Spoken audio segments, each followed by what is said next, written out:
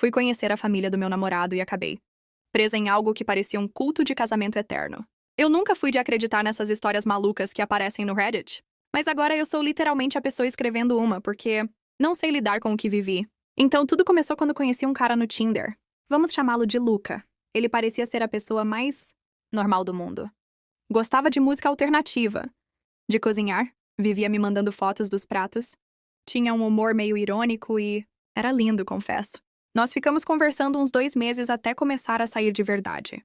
E sério, ele sempre foi respeitoso, doce, até tímido às vezes.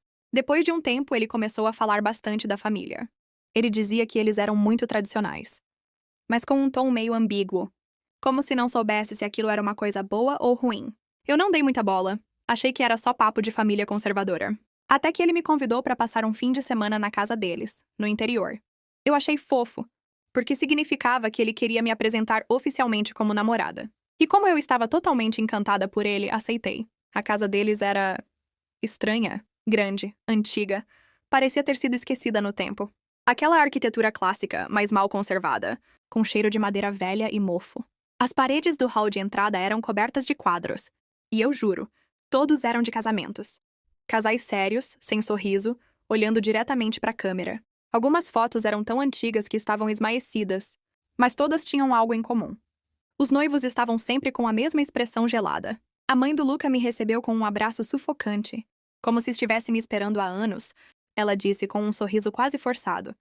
Finalmente, a escolhida chegou. Eu ri, achando que era só uma brincadeira esquisita, mas o silêncio do resto da família me fez gelar. O pai dele, principalmente, só ficou me encarando com olhos duros, como se estivesse analisando cada movimento meu. Naquela noite, eles fizeram um banquete. A mesa estava cheia de comidas, vinhos, doces. Eu pensei, ué, tudo isso só porque eu vim visitar?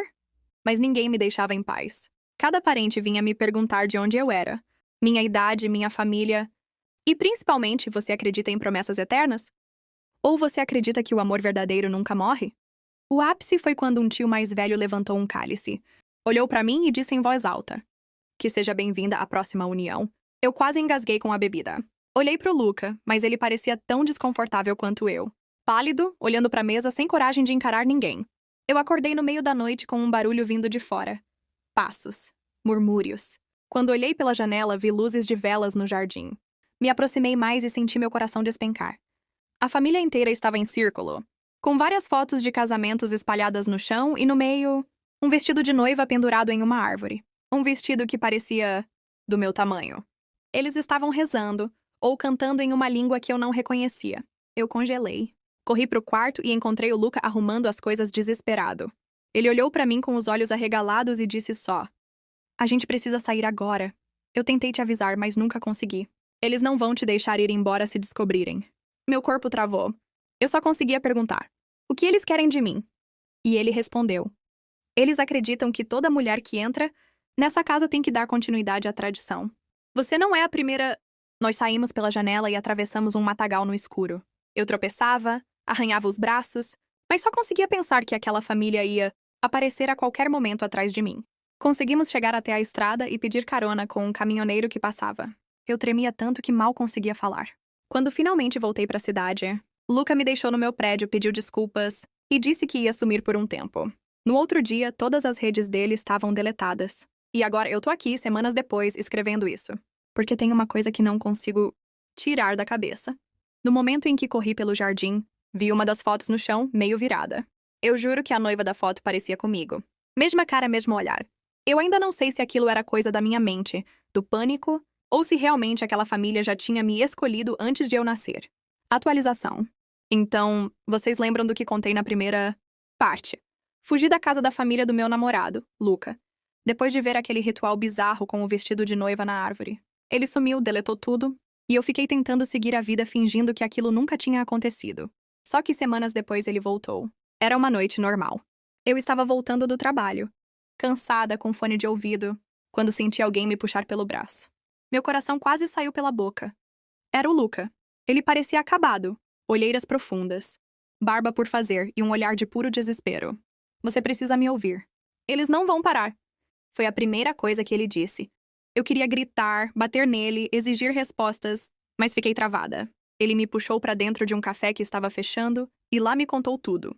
Segundo ele, a família acreditava que tinha uma aliança com algo que eles chamavam de o Pacto da União. Era uma tradição que começou séculos atrás e consistia em sempre oferecer uma noiva escolhida para manter a linhagem protegida. Eles acham que casamento é mais do que só família. Eles acreditam que é um elo eterno, que mantém o poder deles vivo. E toda noiva precisa ser de fora, alguém que entra na família sem saber da verdade. Eu perguntei o que acontecia com essas mulheres depois. Ele desviou o olhar. Ficou em silêncio por alguns segundos e só disse: "Você viu as fotos, não viu?" Naquele momento, minha pele se arrepiou inteira. Ele me contou algo que fez meu estômago virar. Eu não tinha sido escolhida por acaso. A família dele tinha observadores, que ficavam caçando possíveis candidatas. Eles investigavam mulheres que se encaixavam em características específicas: idade, aparência, até a árvore genealógica. E adivinha? Minha família, por parte de mãe, já tinha uma história de alianças antigas com os ancestrais deles. Ou seja, eu já estava marcada antes mesmo de conhecer o Luca. Quando ele percebeu que a família ia tentar me oficializar no ritual, entrou em pânico. Mas, segundo ele, fugir naquela noite só adiou as coisas. Eles vão te procurar. E eu não posso mais lutar sozinho. Nos dias seguintes, coisas estranhas começaram a acontecer. Portão do meu prédio aberto sem explicação. Um buquê de flores deixado na minha porta com um bilhete que dizia: "Até que a união seja consumada." Fotos minhas andando na rua apareceram numa pasta que alguém deixou na portaria. Eu ligava para a polícia, mas eles só diziam que era ameaça anônima e que iam investigar. Ninguém levava a sério. O Luca começou a aparecer quase todos os dias, dizendo que queria me proteger. Eu não sabia se confiava ou se fugia dele também. Até que uma noite ele bateu na minha porta desesperado. "Eles estão vindo, hoje." Eu nem tive tempo de reagir. A luz do meu prédio caiu de repente. Quando olhei pela janela, uma van preta estava estacionada em frente. Do lado de fora, algumas silhuetas paradas, imóveis, como se estivessem me esperando sair. O Luca segurou minha mão e disse: "Se eu não conseguir tirar você daqui, não confie em ninguém da minha família. Nem em mim." E antes que eu pudesse perguntar o que ele queria dizer com aquilo, a porta do meu apartamento foi arrombada. Eu só lembro do barulho ensurdecedor, várias mãos me agarrando e a visão de uma máscara branca descendo sobre meu rosto antes de tudo ficar escuro. Enquanto eu desmaiava, alguém sussurrou no meu ouvido: "A noiva sempre volta para o altar." Última atualização. Quando abri os olhos, a primeira coisa que senti foi o cheiro de cera e flores. Eu estava deitada em algo duro, minhas mãos amarradas com uma fita branca. Ao redor, havia velas acesas e fileiras de bancos de madeira, como se fosse uma igreja improvisada. E na minha frente, um altar. Mas não era um altar comum. Ele estava coberto de retratos. Todos aqueles casamentos antigos, que eu já tinha visto nas paredes da casa. Só que agora estavam expostos lado a lado, como uma linha contínua de noivas e noivos encarando diretamente para mim. E no centro, um espaço vazio, como se estivesse esperando a próxima foto. Eu tentei me soltar, mas uma mulher, acho que era a tia do Luca, apareceu com um cabide. Era o mesmo vestido de noiva que eu tinha visto pendurado na árvore naquela noite. Ela se aproximou e disse com uma calma perturbadora: "Não resista. É uma honra. Você vai manter a nossa linhagem viva." Eu gritei, chutei, chorei, mas eles eram muitos. Me vestiram à força, prenderam o cabelo, colocaram até um véu. Eu me olhei de relance num espelho velho no canto. E juro que não parecia eu. Parecia uma daquelas noivas das fotos, com a mesma expressão vazia. Quando finalmente me levaram até o altar, meu coração gelou. O noivo era o Luca. Ele estava de terno, com o olhar perdido, quase como um fantoche. Quando me viu, lágrimas escorreram dos olhos dele, mas ele não disse nada. O padre, ou o que parecia ser um, começou a recitar palavras, numa língua que eu não reconhecia, algo gutural, pesado, enquanto a família assistia em silêncio, como se fosse um espetáculo. No meio da cerimônia, o Luca finalmente reagiu. Ele segurou minha mão com força e sussurrou: "Confia em mim. Quando eu disser corre." Meu coração disparou. Eu não sabia se era uma armadilha, se ele ainda estava do meu lado ou se era parte do plano deles. Mas não tinha escolha. De repente, ele gritou algo naquela língua estranha, a mesma que o padre falava. A família inteira se levantou assustada. As velas tremeluziram, algumas se apagaram. No meio da confusão, ele puxou minha mão e correu comigo pelo corredor. Eu tropeçava no vestido, mas ele rasgou parte da barra para eu conseguir correr. Conseguimos sair da sala, atravessar corredores estreitos até uma porta de madeira que dava direto para o matagal.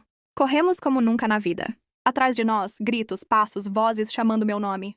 Eu senti o coração prestes a explodir. Depois de minutos que pareceram horas, conseguimos chegar até a estrada. Um carro vinha. Luca entrou no meio da pista, obrigando o motorista a frear. Era um senhor de idade, assustado, mas que nos deixou entrar quando viu meu estado. No carro, finalmente respirei. Mas o Luca estava estranho, calado, olhando pela janela. Perguntei o que estava acontecendo. Se tínhamos acabado com aquilo, se estávamos livres. Ele respirou fundo e disse: Eles nunca vão parar. Você agora faz parte da linhagem.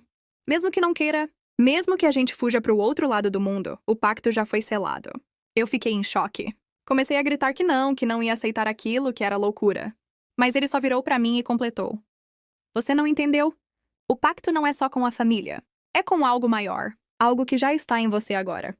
Quando chegamos numa cidade próxima, paramos num posto de gasolina. Fui ao banheiro me olhar no espelho. E foi aí que meu sangue gelou. Por um instante, juro que vi outra mulher refletida atrás de mim, vestida de noiva sorrindo. Pisquei e a imagem sumiu. Mas quando voltei pro carro, percebi o olhar da atendente fixo em mim. E ela sussurrou quase sem voz: Parabéns pela união. Eu não sei se estou amaldiçoada, se foi um delírio, ou se realmente me tornei parte daquele pacto. O Luca desapareceu de novo. Nunca mais consegui contato. Mas toda vez que passo em frente a uma vitrine de noivas, eu vejo meu reflexo sorrindo. Mesmo quando eu não estou.